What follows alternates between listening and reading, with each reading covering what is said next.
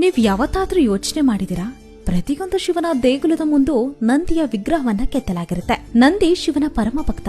ಆತ ಶಿವನನ್ನ ಕಣ್ಣು ಮಿಟಕಿಸಿದ ಹಾಗೆ ನೋಡ್ತಾ ಕೂತಿರ್ತಾನೆ.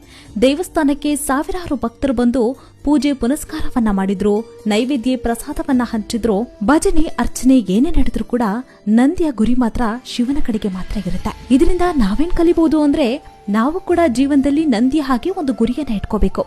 ಆ ಗುರಿಯನ್ನ ಸಾಧಿಸಲು ಎಷ್ಟೇ ಅಡಚಣೆಗಳು ಬಂದ್ರೂ ಕೂಡ ಅದನ್ನ ಲೆಕ್ಕಿಸದೆ ಕೇವಲ ಗುರಿಯ ಕಡೆಗೆ ಮಾತ್ರ ಗಮನವನ್ನ ಇರಿಸಬೇಕು. ನಂದಿ ಶಾಂತಿ ಮತ್ತು ಏಕಾಗ್ರತೆಯ ಸಂಕೇತ.